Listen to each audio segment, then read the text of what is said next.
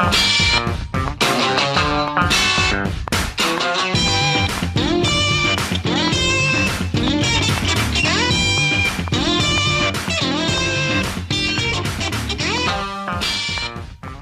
hello, folks. You know you're in for a treat when you hear that tune because it's time for the Rec Poker Podcast. This is a special edition of the podcast. We're going to be talking about H.O.R.S.E, the great mixed game of horse.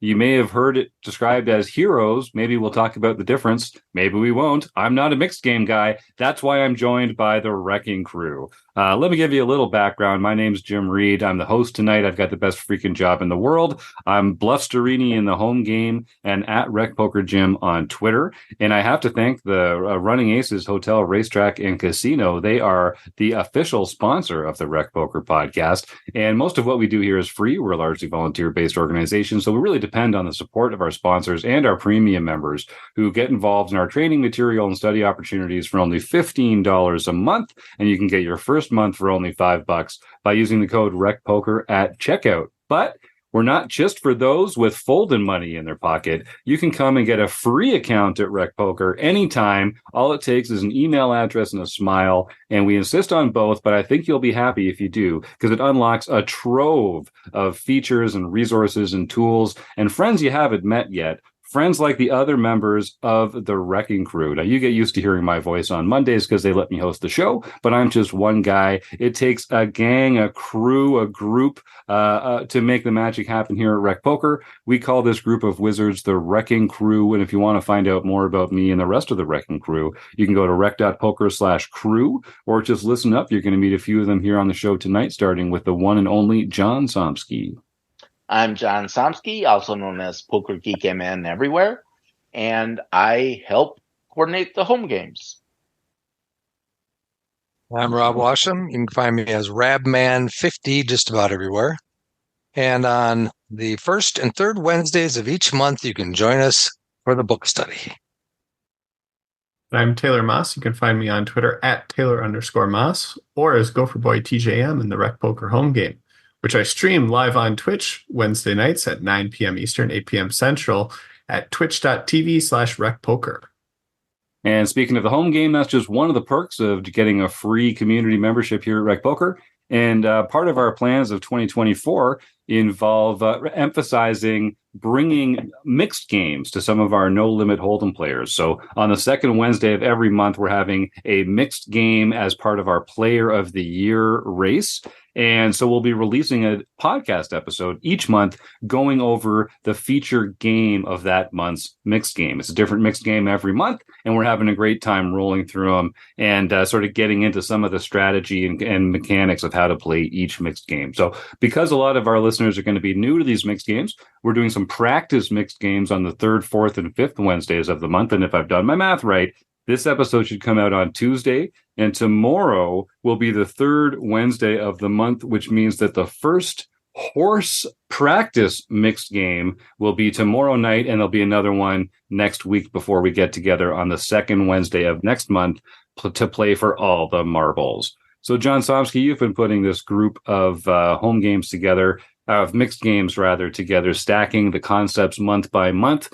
We're now into H.O.R.S.E. Tell us a little bit about why it's H.O.R.S.E and not heroes. What does that mean? And what are we going to learn about this month as we explore this new mixed game? So H.O.R.S.E is basically the same thing as heroes. It's just a different order of letters, but the same games.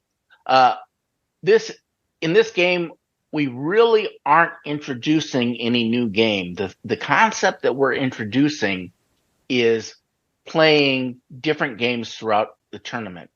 If you've ever gotten bored just playing hold'em for an entire tournament, imagine that every 8 hands you'd be playing a completely different game. Well, with H.O.R.S.E, you get to do that. The way H.O.R.S.E, these games are typically done is that you still have, in tournaments, you have blind levels based upon the hours on the clock. So the blinds will move up every half hour or whatever your schedule says. But you switch games after a certain number of hands. So you'll play 8. Typically, it's done 8 hands most of the places that I've played. So you'll play 8 hands of hold'em.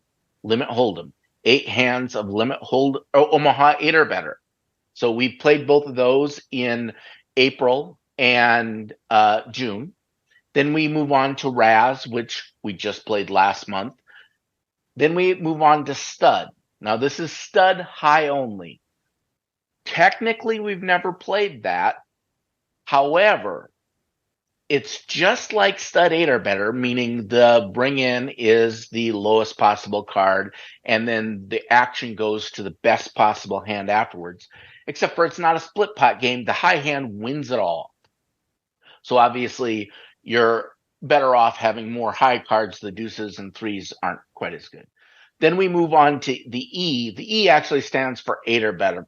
And this was a bit of artistic license to make a word that actually was a word. Sure. So that is 7-card Stud 8 or better, which we did play back in June.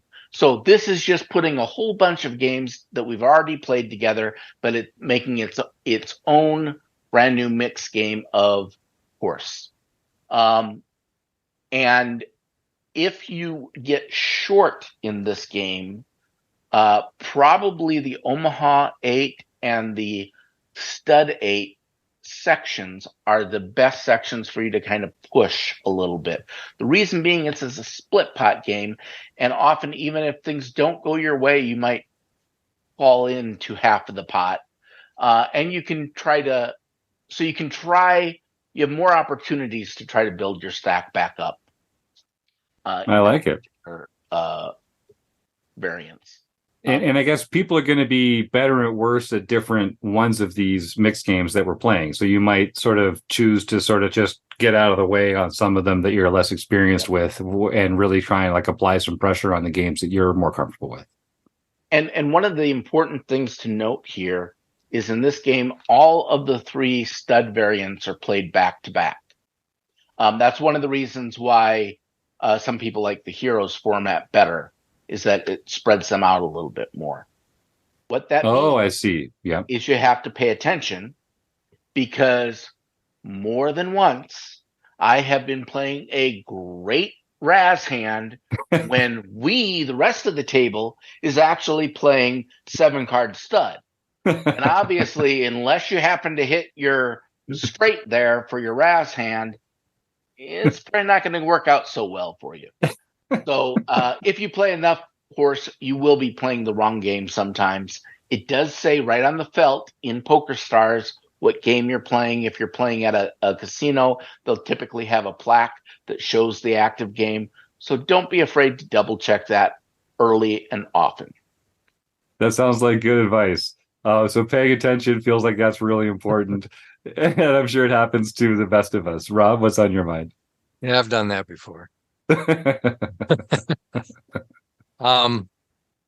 Yeah, I think you mentioned what are your best games, what are your worst games, and that's good for your individual strategy. But at the same time, you have to pay attention to your opponents and see where their comfort level is. Because even though one of those games might not be your best game, it might be their worst game.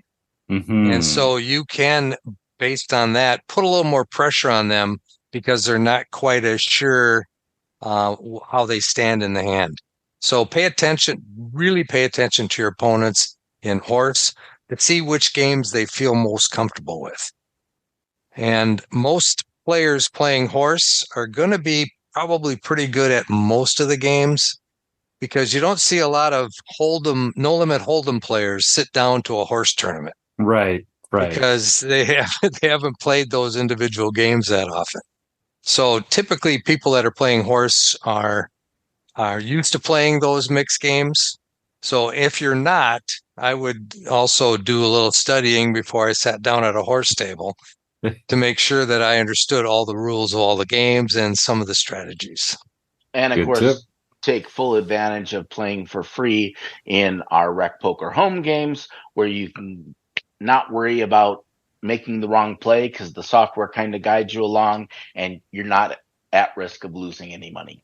That's right. And it's unlike a lot of other play money games out there. Everyone here is really trying their best and trying to learn, and people take it seriously. That's why it is referred to as the toughest play money tournament series in the multiverse, from what I hear. Taylor? Yeah, not too much to have for tips when it comes to Raz or Horse, just because we've talked about Raz, we've talked about Hold'em, we've talked about Omaha, we've talked about all these different pieces in earlier episodes. So like a lot of the tips come from there. But the one thing to know, like with Horse, is because we're switching games, there is kind of like this dynamic to like how stuff is flowing, where you just switch to Omaha. It feels like people are a bit thrown off and are a little bit more hesitant to play hands, but then they get into the groove of playing Hold'em, and then all of a sudden, they kind of get back up into playing more. But then they switch into Raz, and then there's kind of that same general like initial hesitancy to how games are being played. So if you can kind of take advantage of that, it is potentially a little bit more advantageous to try and play the first hand of Hold'em, the first hand of Raz, when you're making that switch from a stud game to a non-stud game, or a non-stud game to a stud game, and just that like change of atmosphere to some of the people at the table. I like that. Sort of like the NFL equivalent of going for the deep ball right after the turnover. That change of momentum. Seize that while the energy is low. Right. And of course, look for people who didn't notice the switch between them. Oh, yeah, sure. And also, particularly if you are ever playing live and it looks like someone is playing the wrong way, remember, one player to a hand. It is not your job to inform them that they have not noticed the game switch. That's true. If they ask you, don't lie to them. Tell them what game we're playing, all that type of stuff. But it's on them to get that information, and the rest of the table will probably maul you if you let someone know when they didn't ask. Yeah, one player per hand. Like, that's a great way of putting it, because I can see how, as an outsider, you'd think, oh, I'm a nice person, I should help this person who's confused. But that's actually not allowed by the rules of poker. Like, one player per hand is exactly the right way to think about that. And that'd be the same as saying, hey, you have aces pre-flop. That's the best possible hand you have to raise. Right. You wouldn't do that to a player playing a hand. You also don't do this. Very well put. Very well put. All right. Well, let's. We've got a whole slew of poker pros and celebrities lined up to offer their own tips on how to play Horse. So let's just hear what they have to say, and we'll get back to you on the other side. All right, Chad McVean, give me some advice on how to play Horse.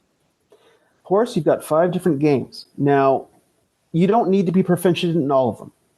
You just hopefully you can find out which ones your opponents don't like. Those are the ones you want to run. Because in a horse game, people will tend to sit back and not really play the games they don't like. Limit Hold'em. People will tend to think that it's actual Hold'em and play bad hands. Play solid hands. Omaha, 8 or better. Again, you want to start with something great. You want to have it a good solid hand. The Raz, stud 8. You need to start with solid. It's going to be costly because there's 5 rounds of betting. But if there's a game in here that you're not comfortable with, you can easily sit out that round. You're probably going to miss 8 hands. It's not going to hurt you that much. Okay, Chris Fox Wallace, give me some tips on how to play Horse. Start by buying my Horse book. That'll help a lot. The shameless plug. Do it. In cash games, you really can identify a lot of different player types, more so I find than in most other cash games, more so than in no limit hold'em or PLO cash games or limit hold'em cash games. You've got the very aggressive older person who's like reasonably tight and super aggressive, and they're just betting every street, right? Identify that person when you see them and know how to play against them. You've got the beginner who's loose and passive, and you know how to play against them. You're going to run into them a lot more here than you are to no limit, a 1-3 no limit game. You're going to run into those beginners more often. And you have you have a lot of people who have like a poker attitude where they don't, you're not pushing me around. I'll raise you again. How you like that? You're going to run into those people and know how to play with them because you got so many different personalities in Horse. And then identify which games they play well and mark that permanently. My memory for players isn't always great. So I really make it a point to mark this person plays this game this way, right? I know Ted Forrest plays a ton of hands in Omaha 8. I remember that. I marked it. I'll never forget that he does that because he plays quite well after the flop. And so I have to isolate him, or I have to punish him when I'm ahead, or I have to play hands that make monsters if I'm going to let him and everybody else in the hand, because he's going to play well post flop, and I better have a hand if I'm going to be screwing around. So, look for those, which games people play well and which they play badly, and mark those. You don't get that chance nearly as often in other games as you do in horse. All right, Mike Patrick, give me some tips on how to play horse. All right. So with horse, this is the first one we're talking about that is actually a mix of multiple games. So there's 5 games in this mix. So the best advice I can give you is to make sure that you are aware of which games you are the weakest at. And hopefully there's only like one game that you're weakest at. Recognize that and do not get yourself in trouble over your head in that game, because if you have an edge in the other games, don't handcuff yourself by putting yourself in bad spots in the game that you're not as comfortable with. Like, I'll fully admit that I'm not the best limit hold'em player out there because nobody likes playing limit hold'em, especially me. So that is definitely the game that I work least on. But I know enough that I'm comfortable-ish in it. But I definitely do limit how creative I may get playing limit hold'em, because I know it's not the strongest game in my mix, and I will have a bigger edge playing the other 4 games in there. So whether it's limit hold'em, whether it's stud, whether it's stud 8, whichever game in the mix that you recognize that you're maybe not the strongest in, try to keep yourself out of trouble in that game, and vice versa. If you recognize that other players are making mistakes in a certain game, recognize that those are games that you can be more aggressive and pick on them with. So if your opponent is showing problems in stud 8, you can get a little more aggressive against them in stud 8, but recognize your opponent's weaknesses, recognize your own weaknesses, and you'll be okay. All right, Norman, Chad, give me some tips on how to play horse. Horse is my favorite. It's not spread too often, virtually never spread in a card room. As a tournament, it's great to play 5 different games. Most horse players, though, who are mixed game players, would like to throw out hold'em, because hold'em you can play any day of the week anywhere. I know this is limit hold'em. So we've actually proposed like replacing hold'em with deuce to 7 triple draw, another mixed game. But horse again is, so what a lot of us do who don't play hold'em a lot when we play horse is when there's a hold'em hand, I don't want to lose a cent in hold'em. So in horse, if you're not familiar with hold'em, and for you people getting familiar with mixed games, maybe you're going to love horse. You're going to love hold'em, but we just skip hold'em. Like you got to have something really good in position to play in hold'em. I just don't want to lose chips at hold'em. So if you're a mixed game player, you generally stay away from the hold'em streets if you can, because you don't play hold'em at all. But hold'em is the other. You got it's 3 stud variants. And the stud variants are very important in horse. They have an extra betting round than the flop games. So you have an extra big betting round. So you could get crushed in the stud variants. Again, starting hands and making a decision on 5th Street, which is the first big bet, is very important in stud, Raz, and stud 8, because then you're going to be committed to 3 big bets. And towards the end of a tournament, when you don't have a lot of bets left, you want to be saving bets more than you want to try to be making thin value bets. So you got to be very careful in the stud variants to play really good cards, especially down the stretch in a tournament, because that extra big bet will eat you up if you're playing crap. All right, Robbie Strazynski, give me some advice on how to play horse. All right, very important. The R, S, and E, Raz, stud, stud 8 or better. The game changes every orbit, every 6 hands or every 8 hands, whatever it might be. Pay attention to what game you're playing. Do not play the wrong game. It'll happen. You might make mistakes, but the easiest way to do it, look at the plaque on the table. What does it say? That's the game you're playing. Play that game, not one of the other games. All right, Shannon Van Den Berg, give me some tips on how to play horse. Okay, 3 tips is really hard in a 5 variant game. Horse, play to your strengths. So you have hold'em, 08, Raz, stud, and stud 8 in the and I think PokerStars still play it that way. Nowadays, they're starting to move it around to more of a heroes type acronym. Same games. Play to your strengths. Everything is limit, so you've got time to select your hands. When you're looking at your stack, as long as you've got 8 big bets, then you're not ultra short like you are in No Limit Hold'em in the same situation. So you've still got time to play some hands. If you are short and you need to get it in, stud 8 is your best equity-wise game to be getting it all in. If you just want to run, it against a player or a couple of players. But play to your strengths. Don't get concerned if you start getting short, but also protect your chips because it's a limit game. And as the limits get up, it starts to get pretty cruel when you miss some hands. All right. Well, that was another fun conversation about mixed games. My thanks to, of course, the Running Aces Hotel, Racetrack, and Casino for their support over the years. To John Somsky and the other members of our Wrecking Crew panel here talking about their love of mixed games.